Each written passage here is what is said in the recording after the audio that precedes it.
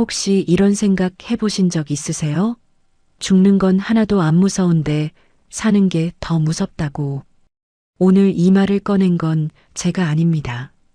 경북 안동 어느 시골 마을에 사시는 73살 박씨 어르신이 하신 말씀이에요. 중학교 졸업하고 나서 단 하루도 쉬어본 적이 없다고 하셨어요. 60년을 꼬박 일했는데 지금 통장 잔고는 43만 원이래요. 이번 달 전기세 내고 나면 20만 원도 안 남는다고요. 대한민국 노인 10명 중 4명이 지금 이 순간 빈곤층입니다. 숫자로 들으면 실감이 안 되죠? 지금 내 주변에 어르신 10분이 있다면 그중 4분이 밥 먹는 게 걱정이라는 얘기예요. 오늘 이 영상 끝까지 보셔야 해요. 왜냐고요? 이건 남의 이야기가 아니거든요. 지금 50대 이상이라면 지금 당장 알아야 할 현실이 이 안에 있어요. 그리고 영상 후반부에는 지금 이 상황에서 실제로 쓸 수 있는 현실적인 이야기도 준비했습니다. 끝까지 꼭 함께 해주세요. 이 채널이 조금이라도 위로가 되고 도움이 된다고 느끼신다면 구독 버튼 한 번만 눌러주세요. 좋아요 한 번, 알림 설정 한 번이 이 콘텐츠를 계속 이어갈 수 있게 해주는 큰 힘이 됩니다. 진심으로 부탁드립니다. 박씨 어르신 이야기를 좀 더 해드릴게요. 어르신은 경북 안동 작은 마을 출신이에요. 중학교 졸업하던 해가 15살이었는데 집안 형편상 고등학교는 꿈도 못 꿨다고 하셨어요. 아버지가 병으로 쓰러지셨고 남동생 둘 공부시켜야 한다고 다음날 바로 대구로 내려갔대요. 그게 지금으로부터 58년 전 일이에요. 대구에서 처음 한 일이 공사판 막일이었어요. 새벽 5시에 나가서 해질 때까지 일하고 받은 돈 반은 고향 집으로 붙이고 나머지로 쪽방 월세 내고 국수 끓여 먹었대요. 그렇게 2년을 모아서 작은 목재소에 들어갔고 이후에는 조선소 하청에 건설 현장에 식당 배달까지 20대에서 50대까지 안 해본 일이 없었다고 하세요. 결혼도 했고 자녀도 둘 낳았어요. 아이들 크는 거 보면서 행복하다고 느꼈던 날도 많았대요. 그런데 60이 넘어가면서부터 몸이 말을 안 듣기 시작했어요. 허리 디스크, 무릎 연골 손상. 병원에 가면 수술을 권하는데 수술비가 없어요. 그냥 파스 붙이고 진통제 먹으면서 버텼대요. 퇴직금이 있었냐고요? 하청에 일용직 전전하다 보니 퇴직금 나오는 직장을 제대로 다녀본 적이 없대요. 국민연금도요. 생활이 빠듯하다 보니 납입을 자꾸 미루다가 결국 총 납입 기간이 짧아서 지금 받는 연금이 한 달에 42만 원이에요. 거기에 기초연금 33만 원 더해서 75만 원. 이게 어르신의 한 달 수입 전부입니다. 월세 35만 원. 전기, 가스, 수도 합쳐서 15만 원. 그러면 25만 원이 남아요. 이걸로 한 달을 먹고 살아야 해요. 병원은 어떻게 하냐고요? 그냥 아파도 참는 거래요. 동네 경로당에 가면 무료로 혈압약은 받을 수 있으니까 그걸로 버티는 거라고 하셨어요. 제가 이 이야기를 들으면서 말문이 막혔어요. 60년을 일했는데 단 하루도 쉰 적이 없었다는데 어떻게 이렇게 될 수가 있냐고. 그런데 이 이야기가 박씨 어르신만의 이야기가 아니에요. 통계청에서 발표한 자료를 보면요. 2023년 기준 대한민국 노인 빈곤율이 38.1%예요. OECD 회원국 중에서 압도적인 1위입니다. 이 말이 뭐냐면 선진국 중에서 노인이 가장 가난하게 사는 나라가 바로 대한민국이라는 거예요. 우리가 그렇게 자랑스럽게 생각하는 한강의 기적, 경제 성장의 기적. 그 기적을 직접 손으로 만들어낸 세대가 지금 가장 가난하게 살고 있다는 거예요. 왜 이렇게 됐을까요?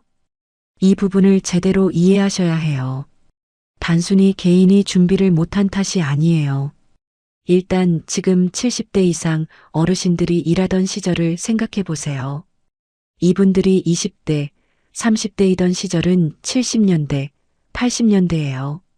그 시절에 국민연금 제도가 있었냐고요? 국민연금이 시작된 게 1988년이에요. 그 전에는 아예 없었어요. 40대가 넘어서야 가입할 수 있었던 분들이 대부분인데 납입 기간이 짧으니 연금이 쥐꼬리일 수밖에 없어요. 퇴직금이요? 대기업 정규직 다니신 분들은 받으셨겠죠. 그런데 그 시절 대기업 정규직이 얼마나 됐을까요? 대부분이 중소기업, 자영업, 일용직, 농사였어요. 퇴직금이라는 개념 자체가 없는 일터에서 평생을 보내신 거예요. 저축은요? 했죠. 열심히 했어요. 근데 여기서 결정적인 문제가 생겼어요. 아이들 교육비가 너무 많이 들었던 거예요. 사교육 없이는 경쟁이 안 된다고 해서 과외시키고 학원 보내고 대학 등록금은 또 어떻고요. 아들, 딸 대학 졸업시키려고 땅 팔고 적금 깼어요. 결혼시킬 때 전세금 보태주고 집 장만할 때 손 보태줬어요. 그렇게 살다 보면 어느새 내 노후를 위한 돈이 하나도 없는 거예요. 이걸 단순히 본인이 준비 안 했네라고 말할 수 있을까요? 저는 그렇게 생각하지 않아요. 이건 우리 사회 구조가 만들어낸 문제예요. 한 세대 전체가 자신의 노후보다 자식 교육과 집 장만에 올인하도록 설계된 사회에서 이제 와서 노후 준비 못했다고 탓하는 건 너무 가혹한 거 아닌가요? 이번엔 조금 다른 이야기를 해드릴게요. 서울 은평구에 사시는 68세 이진숙 씨 이야기예요. 이분은 박 씨 어르신하고는 상황이 조금 달라요. 65세까지는 그래도 중소기업 회계팀에 다니셨어요. 퇴직금도 2,300만 원 받으셨고 국민연금도 매달 82만 원 나와요. 형편이 훨씬 나은 것 같죠? 근데 왜 이분이 지금 새벽 4시 반에 일어나서 편의점 앞 물류정리 아르바이트를 하고 있을까요? 이진숙 씨 아들이 사업을 시작한다고 했을 때 어머니는 거절하지 못했어요. 퇴직금 2,300만 원 중에 2천만 원을 보태줬어요. 아들 잘 되는 게 제일 좋은 거라고 생각했으니까요. 근데 아들 사업이 2년 만에 문을 닫았어요. 돈은 돌아오지 않았어요. 그때부터 이진숙 씨는 연금 82만 원으로 살아야 했는데 서울에서 82만 원으로 산다는 게 가능한 얘기예요? 월세가 45만 원이에요. 관리비 포함하면 50만 원이 넘어요. 식비, 교통비, 핸드폰 요금, 약값까지 더하면 매달 20만 원에서 30만 원씩 모자라는 거예요. 그 부족분을 메꾸려고 새벽 아르바이트를 시작한 거예요. 이진숙 씨가 아르바이트 하는 걸 아들이 알까요? 몰라요. 아들한테 말 못한다고 하더라고요. 아들도 지금 형편이 안 좋은데 짐이 되기 싫다고요. 그냥 건강하다고 잘 지낸다고 전화할 때마다 말한대요. 저는 이 이야기를 들으면서 가슴이 너무 아팠어요. 새벽 5시 편의점 앞에서 혼자 박스 정리하는 68세 여성. 아들한테는 잘 지낸다고 말하면서 이분이 뭘 잘못한 걸까요? 이분이 노후 준비를 안 한 게 잘못인 걸까요? 저는 아니라고 생각해요. 우리 시대의 부모님들은 자식을 위해 자신을 지운 세대예요. 그게 이분들한테는 삶의 방식이었고 사랑의 표현이었어요. 근데 이제 그 결과로 혼자 새벽을 버텨야 하는 상황이 된 거예요. 자, 이제 좀 더 구체적인 숫자 이야기를 해볼게요.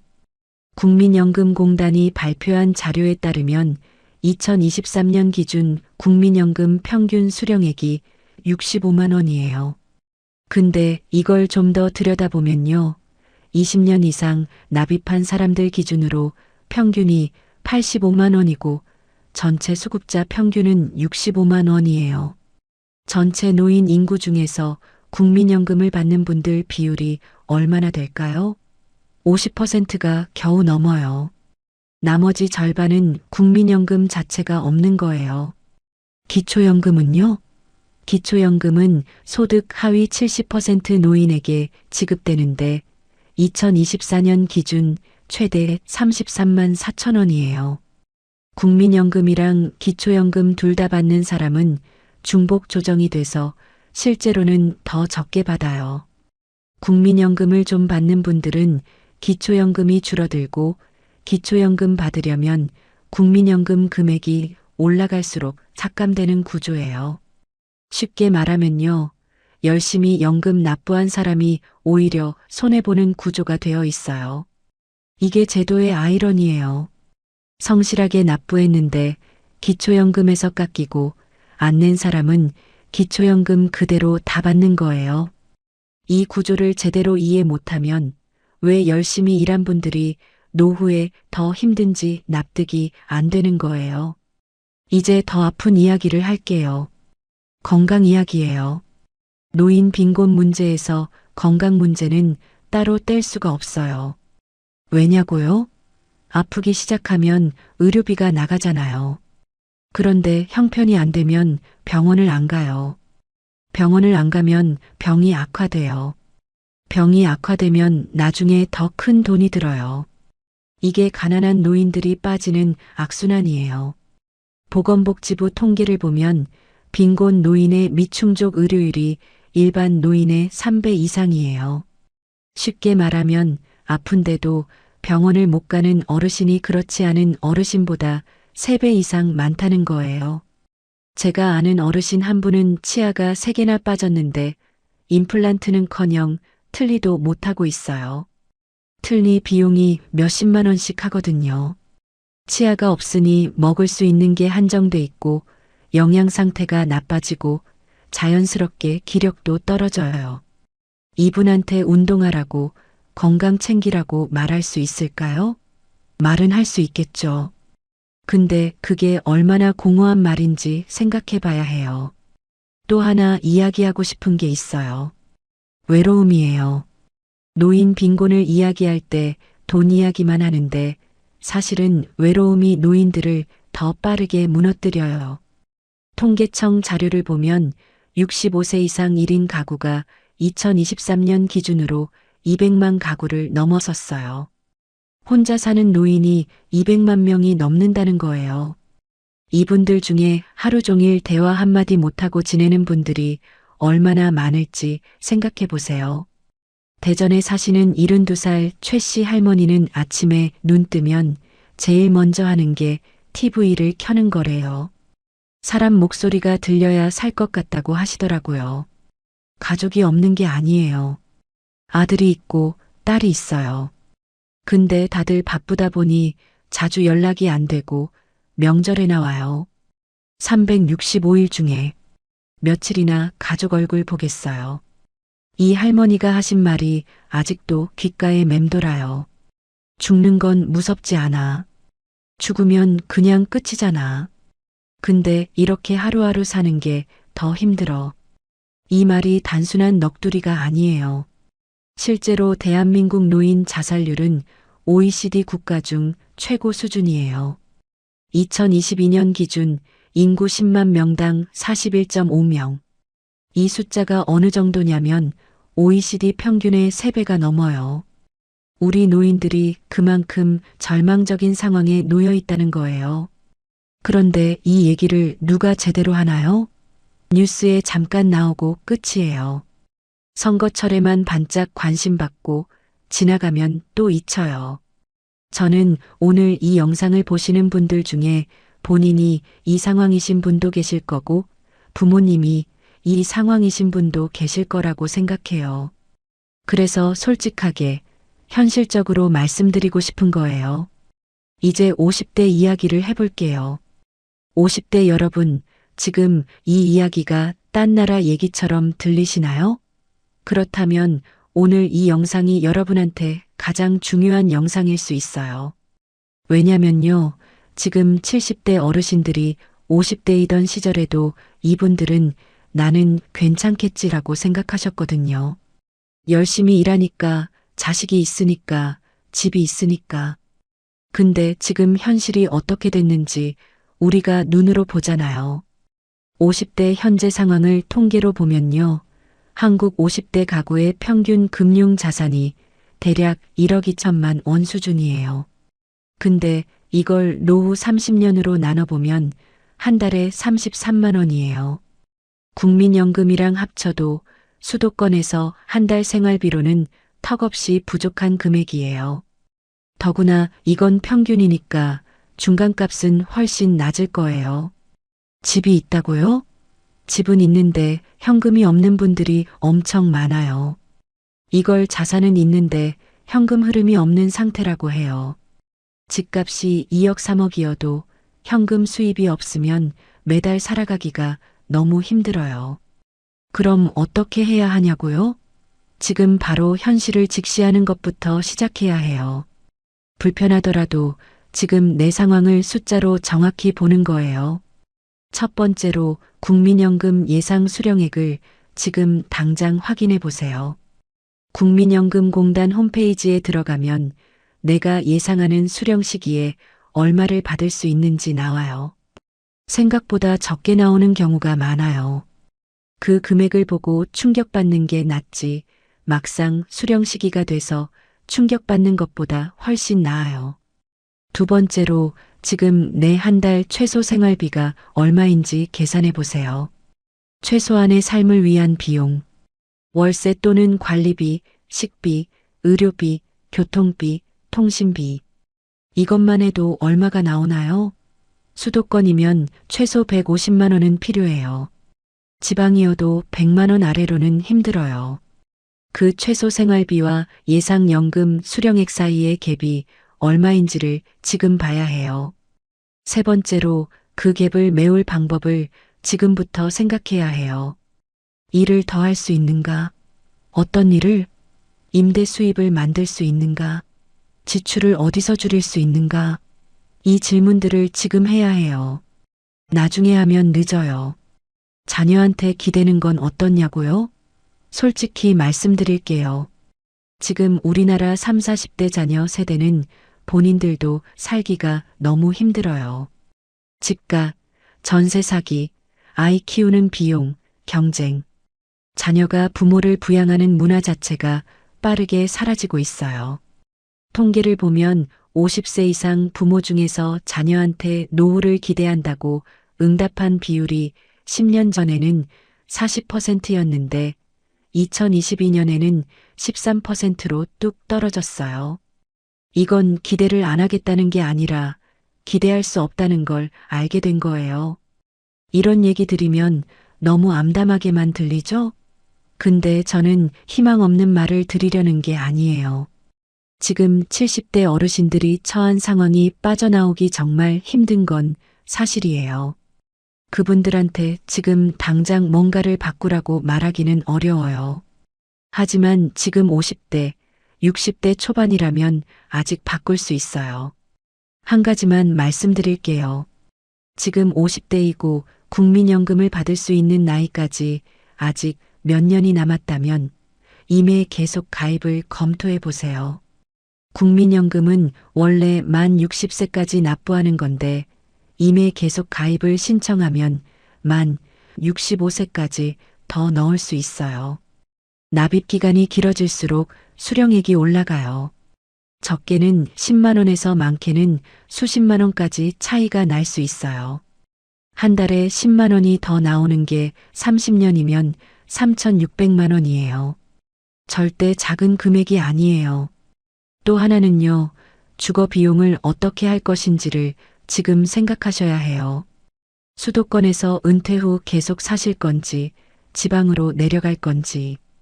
같은 생활 수준이어도 지방 소도시는 수도권의 절반에서 70% 비용으로 살 수 있어요.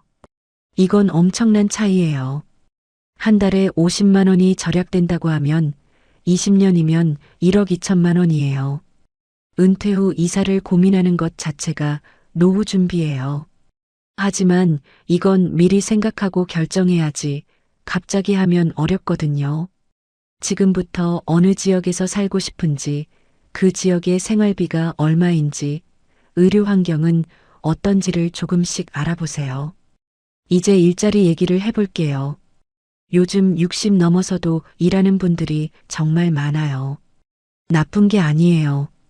오히려 건강 유지에도 도움이 되고 사회적 연결감도 생기고 수입도 생기니까 좋은 면이 있어요. 문제는 일하고 싶어서 일하는 게 아니라 안 하면 못 먹어서 일하는 경우예요. 노인 일자리 사업이 있어요. 정부에서 운영하는 건데요. 지역 주민센터나 시니어 클럽에서 신청할 수 있어요.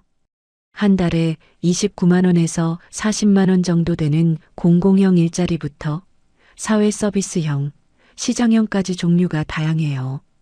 금액이 크지는 않지만 연금에 더해지면 생활에 도움이 돼요. 몰라서 못 신청하시는 분들이 많아요. 가까운 주민센터에 문의해 보시면 어렵지 않게 신청할 수 있어요. 그리고 아직 스마트폰에 익숙하신 분들이라면 크몽이나 타린 같은 플랫폼에서 본인이 평생 해온 일을 살려서 강의나 자문을 제공하는 방법도 있어요. 요리를 잘하신다면 쿠킹 클래스, 원예를 잘하신다면 화분 관리 강의, 어렸을 때부터 손재주가 좋으셨던 분들은 공방 운영도 생각해 볼 수 있어요. 나이가 경력이 되는 일들이에요. 제가 아는 63세 어르신은 30년 넘게 전기기술자로 일하셨는데 은퇴 후에 유튜브 채널을 만들어서 전기 관련 자격증 취득 방법을 올리기 시작하셨어요. 첫 1년은 구독자가 500도 안 됐는데 2년이 지나니까 구독자가 4만 명이 넘었어요. 지금 한 달에 수입이 200만 원이 넘게 나온대요. 기술이 있으신 분들은 그 기술을 콘텐츠로 만드는 시대예요. 물론 모든 분들이 이렇게 할 수 있는 건 아니에요. 몸이 안 따라주시는 분들도 있고 디지털이 너무 낯선 분들도 있어요. 그분들한테 유튜브 하세요 하면 그게 무슨 소용이에요.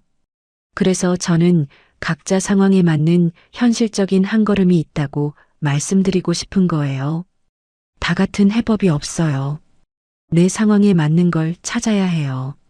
지금 형편이 정말 어려우신 어르신들한테 드리고 싶은 말씀이 하나 있어요. 부끄러움을 내려놓으세요. 지금 도움을 받을 수 있는 제도들이 있어요. 기초생활수급자 신청, 긴급복지 지원, 노인 맞춤 돌봄 서비스, 의료급여 제도, 에너지 바우처, 식품 지원, 이런 것들이 있어요. 근데 많은 어르신들이 내가 이런 거 받을 처지가 아니다라고 생각하시거나 신청하는 게 창피하다고 느끼세요. 이거 창피한 거 아니에요. 내가 낸 세금으로 만든 제도예요. 당연히 받으셔야 해요. 주민센터에 가서 내가 지원받을 수 있는 게 뭐가 있는지 알고 싶다라고 말씀만 하시면 사회복지사가 상담해 드려요. 이걸 모르는 분들이 너무 많아요. 알아야 받을 수 있어요. 실제로 혜택을 받을 수 있는데 신청을 안 해서 못 받는 분들이 전국적으로 수십만 명이 넘는다고 해요. 제도가 있어도 모르면 소용없어요. 이 영상 보시는 분들 중에 부모님이 이런 상황에 계신 분들, 지금 바로 부모님한테 전화해 보세요. 요즘 어떻게 지내세요? 이 한마디가 어르신한테는 정말 큰 힘이 돼요. 그리고 주민센터 같이 가볼게요. 라고 한번 여쭤보세요. 부모님 혼자는 용기가 안 나셔서 못 가시는 경우가 많거든요. 자녀가 같이 가면 달라져요. 제가 오늘 이 이야기를 하면서 제일 하고 싶었던 말이 있어요. 이분들이 약하거나 무능한 게 아니에요. 이분들은 이 나라가 지금 이만큼 살게 되는데 직접 몸으로 기여한 세대예요. 가난한 나라에서 태어나서 배우지도 못하고 그래도 열심히 살아온 분들이에요. 그런 분들이 70이 넘어서 밥값을 걱정해야 하는 사회가 과연 잘된 사회일까요? 저는 이 질문을 우리 모두가 함께 물어봐야 한다고 생각해요. 노인 문제는 노인만의 문제가 아니에요. 오늘의 노인이 어제의 청년이었고 오늘의 청년이 내일의 노인이 되는 거잖아요. 지금 우리 사회가 노인을 어떻게 대하는지를 보면 내가 늙었을 때 어떻게 대우받을지가 보이는 거예요. 그래서 저는 이 영상을 통해 단순히 노후 준비 잘하라는 말만 드리고 싶지 않아요. 이 현실을 제대로 보자는 거예요. 알아야 바뀌고 바뀌어야 더 나은 사회가 되는 거니까요. 오늘 정말 무거운 이야기 드렸죠. 그런데 외면하면 안 되는 이야기이기도 해요. 박 씨 어르신은 오늘도 새벽에 일어나세요. 이진숙 씨는 오늘도 편의점 앞에 나가셔요. 최 씨 할머니는 오늘도 TV를 틀어놓고 혼자 밥을 드세요. 이분들의 하루가 달라지려면 우리가 먼저 알아야 해요. 그리고 내 주변을 한번 돌아봐야 해요. 오늘 이 영상을 보신 뒤에 딱 한 가지만 해보세요. 부모님한테 전화 한 통하거나 아니면 국민연금 예상 수령액을 지금 확인해 보세요. 작은 것 같지만 그게 시작이에요. 저는 앞으로도 이런 이야기를 계속 해드릴 거예요. 뻔하지 않게 진짜 현실을 담아서요. 다음 영상도 꼭 기다려주세요. 오늘 하루도 정말 수고 많으셨습니다. 이 영상이 닿는 모든 곳에 따뜻한 위로와 충분한 여유가 함께 하시길 진심으로 바랍니다. 여러분 혹시 이런 말 들어보신 적 있으세요? 은퇴는 했는데 통장은 비어갑니다. 설마 나는 아니겠지. 나는 그래도 은퇴하면 좀 쉴 수 있겠지. 이제 내 차례겠지. 근데요, 현실은 달랐습니다. 63세에 드디어 퇴직했는데 석 달도 안 돼서 다시 일자리를 구하러 나가야 했던 분들이 지금 이 나라에 수십만 명입니다. 연금은 나오는데 월 87만 원, 관리비에 의료비에 밥값 내고 나면 남는 게 없어요. 텅 비어요. 오늘 이 영상 절대 그냥 넘기지 마세요. 60대, 70대 어르신들이 왜 쉬지 못하는지, 왜 다시 새벽에 일어나 작업복을 입어야 하는지, 그 진짜 이유를 오늘 가감없이 다 풀어드리겠습니다. 그리고 영상 후반부에는 지금 이 상황에서 현실적으로 쓸 수 있는 방법들도 꼭 알려드릴 테니까요. 끝까지 함께 해주세요. 이 영상, 지금 당신 이야기일 수도 있습니다. 이 채널에서는 대한민국 시니어 여러분의 삶을 가장 솔직하게 담아드리고 있습니다. 영상이 도움이 되셨다면 구독과 좋아요, 그리고 알림 설정까지 눌러주시면 저에게는 정말 큰 힘이 됩니다. 진심으로 감사드립니다. 지난해 통계청 자료를 보면요. 한국의 노인 빈곤율이 전체 인구 대비 40%에 육박합니다. OECD 회원국 중에서 단연 1위입니다. 그것도 몇 년째 연속으로요. 이 숫자가 그냥 숫자처럼 보이실 수도 있는데 실제로 따지고 보면 65세 이상 어르신 10명 중에 4명은 빈곤선 아래에서 살고 있다는 뜻이에요. 한 달 수입이 기준 중위소득의 50%도 안 된다는 거잖아요. 이게 대한민국 복지가 잘 된다는 나라에서 일어나고 있는 일입니다. 왜 이렇게 됐을까요? 오늘 그 이야기를 제대로 해드리려고 합니다. 인천에 사시는 64세 김 씨 이야기부터 시작할게요.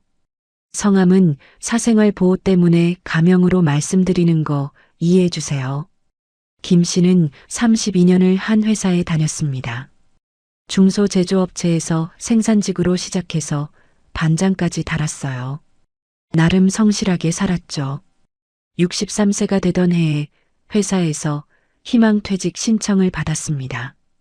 퇴직금으로 6천만 원 정도 받았고요. 그 돈이 당시엔 꽤 크게 느껴졌다고 해요. 이 돈이면 2년은 버티겠지. 그동안 쉬면서 생각해봐야지. 그게 착각이었습니다. 첫 달부터 나가는 돈이 만만찮았어요. 아파트 관리비가 22만 원, 전기세 가스비 합쳐서 15만 원, 통신비 2만 원. 밥은 먹어야 하니까 장 봐야 하고 두 내외가 먹고 살려면 최소 50만 원은 나가더래요. 여기다가 아내 무릎 치료비가 매달 12만 원씩 들었어요.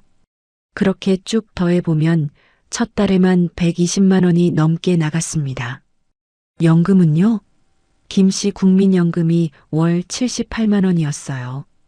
아내는 수급액이 없었고요. 그러니까 매달 40만 원 이상이 마이너스가 나는 거예요. 퇴직금 6천만 원, 이 속도면 딱 12년 버티면 바닥난다는 계산이 나오는 거잖아요. 그런데 김 씨가 지금 64이에요. 12년 후면 76세예요. 그때 퇴직금이 바닥나면 그 다음은 어떻게 해야 합니까? 결국 김 씨는 은퇴한 지 5달 만에 다시 일자리를 구하러 나갔습니다. 나이 탓에 예전 일은 못 구했어요. 반장 경력이 30년이 넘는데도 그 나이에 생산직은 쉽지 않았습니다. 결국 조경회사 보조업으로 들어갔어요. 월급이 200만 원 조금 넘어서요. 주 3일 근무입니다. 아침 8시 출근해서 오후 5시에 퇴근했어요. 김 씨가 저한테 이런 말을 하셨어요. 젊을 때 죽도록 일했잖아요. 이제 좀 쉬어도 되는 나이 아닌가요? 근데 쉬면 안 되더라고요. 쉬면 굶어요. 이 말이 저는 한동안 머릿속을 떠나지 않았습니다. 이게 김 씨만의 이야기가 아니에요. 통계를 한번 볼게요. 한국고용정보원에서 발표한 자료에 따르면 60세에서 64세 사이의 고용률이 이미 56%를 넘었습니다. 그 연령대 절반 이상이 여전히 일하고 있다는 뜻이에요. 선진국들은 어때요? OECD 평균은 42% 수준이에요. 한국이 훨씬 높습니다. 그리고 70세에서 74세 사이는 어때요? 고용률이 33%예요. 70 넘은 어르신 3명 중에 1명은 지금도 일하고 있다는 거예요. 왜 이렇게 됐을까요? 건강하니까 일하는 거 아닌가요? 일이 좋아서 하는 분도 있지 않나요? 물론 그런 분들도 계세요. 그런데 현실적으로는요, 한국보건사회연구원의 조사에 따르면 65세 이상 취업자 중에 60% 이상이 생계를 위해 어쩔 수 없이 일한다고 답했습니다. 좋아서 하는 게 아니에요. 안 하면 안 되니까 하는 거예요. 이게 가난의 굴레라는 겁니다. 젊을 때 열심히 일했는데 왜 이렇게 됐을까요? 이건 개인의 문제가 아닙니다. 구조의 문제예요. 한국의 국민연금 제도가 본격적으로 시작된 게 1988년이에요. 지금 60대, 70대 분들이 젊을 때는 연금제도 자체가 없었거나 있어도 가입률이 낮았어요. 그러니까 납입기간이 짧은 거예요. 납입기간이 짧으니 받는 연금도 적을 수밖에 없어요. 현재 국민연금 수령자의 평균 수령액이 월 62만 원 수준입니다. 62만 원이요. 이걸로 한 달을 어떻게 삽니까? 그리고 집 문제도 있어요. 60대 어르신들 상당수가 전 재산이 집 한 채예요. 아파트 한 채에 2억, 3억 묶여 있는데 그 돈은 쓸 수가 없어요. 살아야 하니까요. 자녀들한테 부담 줄 수 없으니까 집을 팔거나 팔지도 못하고 결국 현금 흐름이 없는 상태에서 연금만 바라보고 사는 거예요. 게다가 이제 의료비가 장난이 아닙니다. 70세 넘어가면 뭔데가 하나씩은 꼭 생겨요. 당뇨가 있거나 고혈압이 있거나 무릎이 안 좋거나. 이게 보험이 있어도 자기 부담금이 만만찮아요. 백내장 수술 한쪽에 150만 원, 임플란트 하나에 100만 원 넘고 무릎 주사 맞는데도 한 달에 몇십만 원씩 들어요. 이런 돈이 연금에서 나가고 나면 남는 게 없는 거예요. 경기도에 사시는 67세 박 씨 이야기를 해드릴게요. 박 씨는 25년을 공장에 다녔습니다. 납품업체에서 품질 관리 담당이었는데 회사가 어려워지면서 63세에 명예퇴직을 했어요. 퇴직할 때만 해도 자녀 둘 다 결혼했고 집도 있고 연금도 나오고 이제는 좀 여유롭게 살 수 있을 거라 생각했대요. 그런데 결혼한 큰아들이 사업을 하다가 실패했어요.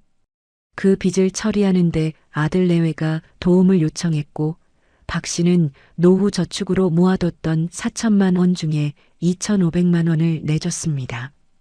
자식 일인데 어떻게 모른 척합니까? 근데 그게 결국 박 씨 자신의 발목을 잡은 거예요. 이제 통장에 남은 건 1,500만 원 남짓이고 연금은 월 90만 원. 아내 허리 수술하고 나서 요양보호사 비용이 월 30만 원씩 나갔어요. 관리비에 생활비에 약값까지 하면 한 달에 150만 원이 훌쩍 넘어요. 매달 60만 원씩 적자예요. 박 씨가 어떻게 했는지 아세요? 67살에 다시 일용직으로 들어갔습니다.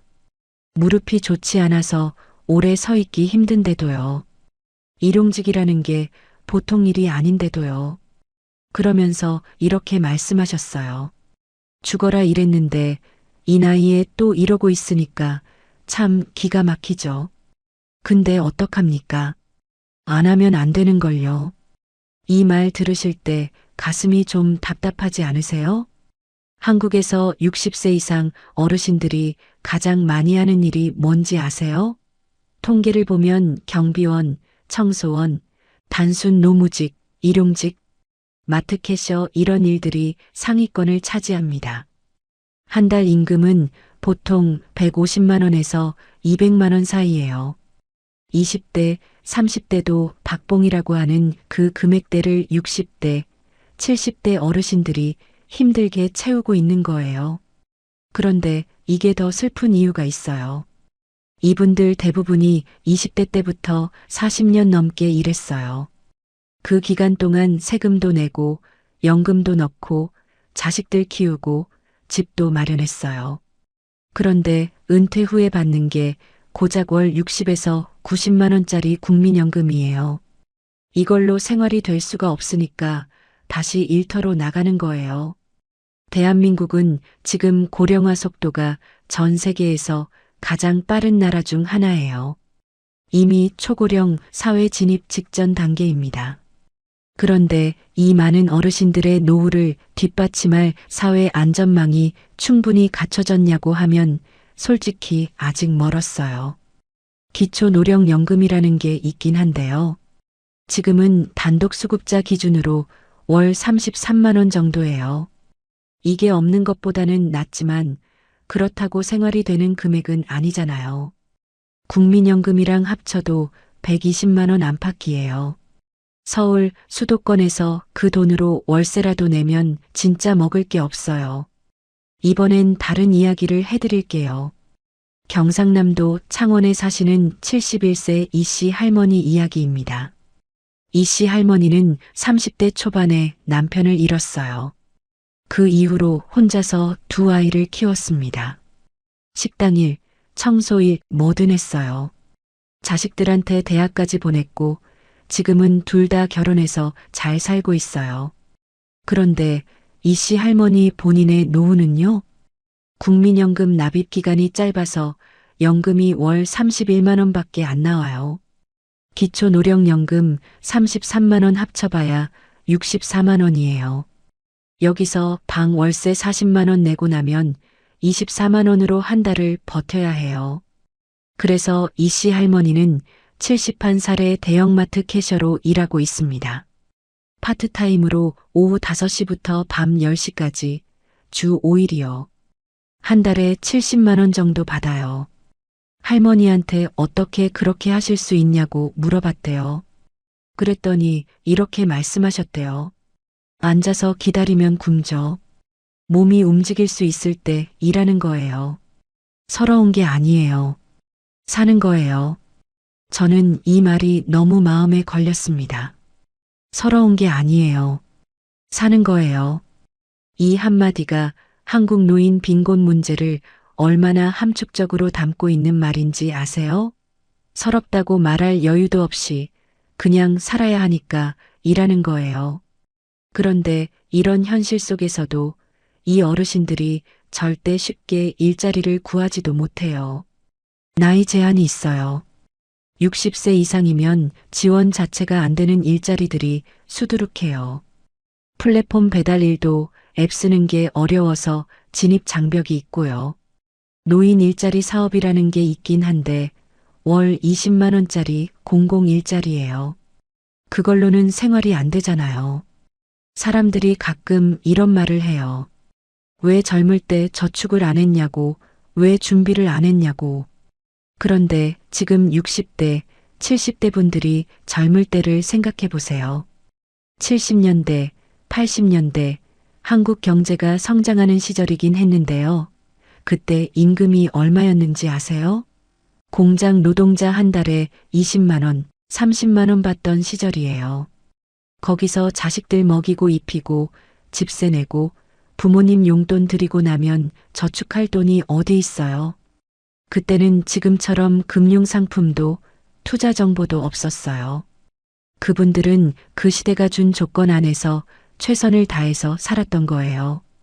그걸 지금 기준으로 준비를 안 했다고 탓하는 건 너무 가혹한 말이에요. 이제 진짜 구조적인 문제를 이야기해야 할 것 같아요. 한국의 노후소득 보장 체계는 크게 3층 구조라고 해요. 국민연금이 1층, 퇴직연금이 2층, 개인저축이나 개인연금이 3층이에요. 이론적으로는 이 셋이 잘 갖춰지면 노후의 안정적인 생활이 가능해야 해요. 근데 현실은요?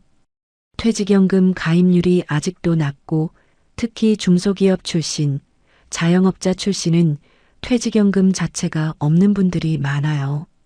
국민연금도 납입 기간이 짧거나 저소득 기간이 길면 나중에 받는 금액이 터무니없이 작아요. 개인 저축은 앞서 말씀드린 대로 소득 자체가 적었으니까 하기가 어려웠고요. 3층 구조가 다 무너진 분들이 수십만, 수백만 명이에요. 게다가 한국은 주거 비용이 너무 높아요. 서울 기준으로 임대료가 천정부지로 뛰었잖아요.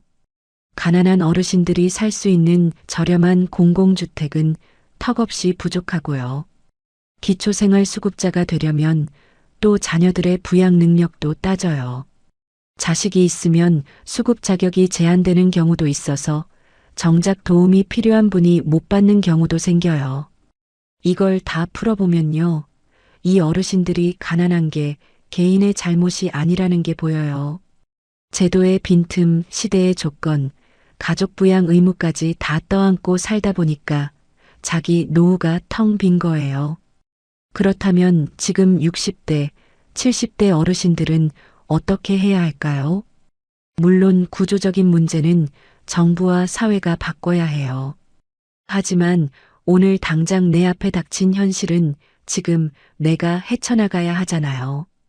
그래서 현실적으로 쓸 수 있는 것들을 몇 가지 말씀드릴게요. 먼저 국민연금 수령 시기를 미루는 방법이 있어요.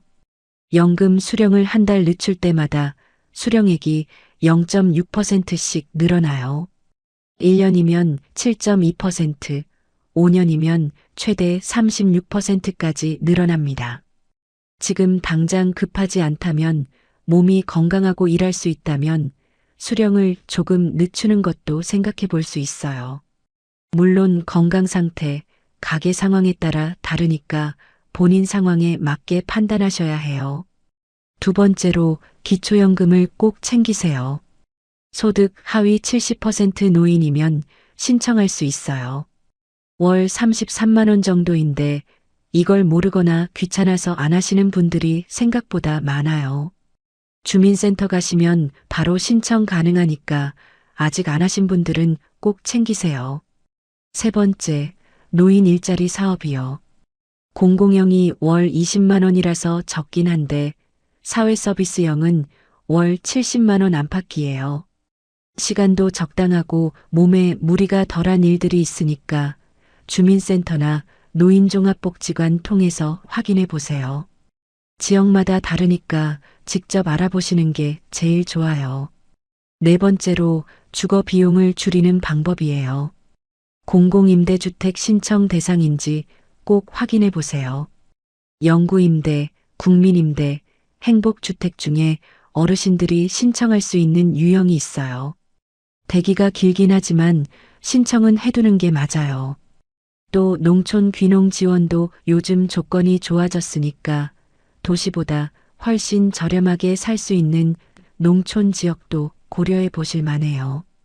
5번째, 의료비 지원 제도를 꼭 챙기세요. 희귀난치성 질환 산정 특례, 중증 환자 감면, 차상위 계층 의료 지원, 이런 것들이 있는데 본인이 해당되는지 모르고 넘어가는 분들이 많아요. 보건소 가시거나 복지로 사이트에서 꼭 확인해 보세요. 여기서 중요한 게 하나 있어요. 이 모든 걸 혼자 알아보고 신청하기가 너무 어렵다는 거예요. 특히 인터넷 사용이 어려우신 어르신들은 더욱 그렇죠. 그럴 때는요, 동네 주민센터에 복지 담당 공무원이 있어요. 직접 찾아가서 제 상황에서 받을 수 있는 지원이 뭐가 있나요? 하고 물어보세요. 이분들이 도움 드릴 수 있어요. 그리고 노인복지관에 사회복지사분들이 있어요. 전화 한 통으로 상담받을 수 있습니다. 부끄러운 일이 아니에요.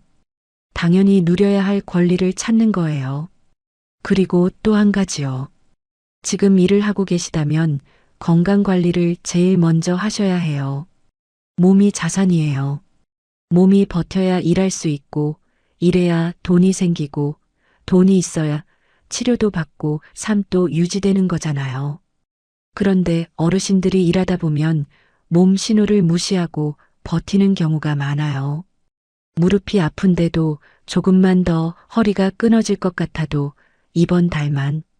그러다가 갑자기 쓰러지거나 큰 수술을 받게 되면 일 자체를 못하게 되잖아요. 건강보험공단에서 2년에 한 번 무료로 건강검진을 해줘요. 이거 꼭 챙기세요.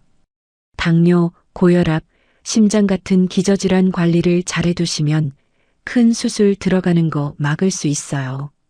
작은 병원비가 나중에 수백만 원짜리 수술비 아껴주는 거예요. 자식들한테 이 이야기 하기가 쉽지 않으신 분들도 많이 계실 거예요. 부담 주기 싫고 아직은 내가 알아서 할 수 있다는 마음도 있고 자식들도 사는 게 빠듯한 거 아는데 손 내밀기가 너무 미안한 거잖아요. 그런데 있잖아요. 자녀들한테 정확하게 상황을 알려드리는 게 더 나을 수 있어요. 갑자기 위기가 왔을 때 준비 없이 요청하는 것보다 지금 나는 이런 상황이야 라고 미리 알려두면 자녀도 마음의 준비를 할 수 있어요. 숨기는 게 오히려 더 큰 충격을 주는 경우가 많아요. 그리고 마지막으로 이 말씀을 꼭 드리고 싶어요. 지금 이 상황이 너무 힘들고 이제 와서 뭘 어떻게 해야 할지 모르겠다 싶으신 분들, 그 마음 충분히 이해해요. 평생 남한테 의지 안 하고 살아온 분들이 이 나이에 지원을 요청한다는 게 자존심 상하는 일처럼 느껴지실 수 있어요. 근데요, 자존심은 배부를 때 지키는 거예요. 지금은 내 몸 건강히 유지하고 내가 쓸 수 있는 제도 다 챙기고 그게 진짜 살아남는 거예요. 도움받는 게 패배가 아니에요. 세금 내고 살아온 만큼 돌려받는 거예요. 다시 처음으로 돌아올게요.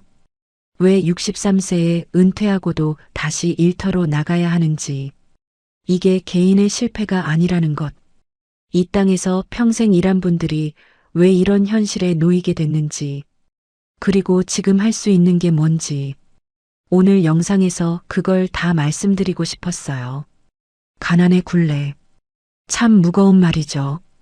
한번 굴러가기 시작하면 멈추기가 너무 힘들어요. 연금이 적으면 일해야 하고, 일하면 몸이 상하고, 몸이 상하면 의료비가 나가고, 의료비가 나가면 더 적은 돈으로 살아야 하고, 이 굴레가 계속 돌아가는 거예요. 그런데 그 굴레 안에서도 그 어르신들은 포기하지 않았어요. 새벽에 일어나서 작업복 입고 경비 부스 안에서 도시락 드시고 마트 계산대 앞에서 10시간 서 계시면서도 그냥 사는 거예요. 그게 대단한 거예요. 진짜로요. 우리 사회가 그분들한테 더 잘해야 해요. 그리고 오늘 이 영상 보시는 분들 혹시 그 상황에 계시다면 절대 혼자 버티지 마세요. 도움받으세요. 챙길 수 있는 거 다 챙기세요. 그게 지혜로운 거예요. 오늘 영상 여기까지 함께 해주신 분들 정말 감사합니다. 63세에 은퇴하고 다시 일터로 나가야 했던 분들의 이야기를 오늘 솔직하게 풀어봤어요. 이 이야기가 낯선 남의 이야기가 아니라 지금 내 이야기, 내 옆 사람의 이야기라는 걸 다들 느끼셨을 거예요. 오늘 영상 보시고 나서 딱 한 가지만 해보세요. 내가 받을 수 있는 기초연금, 노인 일자리, 의료비 지원 중에서 아직 신청 안 한 게 있는지 주민센터에 전화 한 통만 해보세요. 작은 것 하나가 한 달 생활을 바꿔줄 수 있어요. 평생 열심히 사셨잖아요. 이제는 받을 자격 있는 것들 당당하게 챙기세요. 그게 진짜 잘 사는 거예요. 다음 영상에서는 기초연금, 노인 일자리, 의료비 지원을 실제로 어떻게 신청하는지 아주 쉽고 자세하게 알려드릴 거예요. 꼭 기다려주세요. 오늘도 이 자리에서 함께 해주셔서 진심으로 감사드립니다.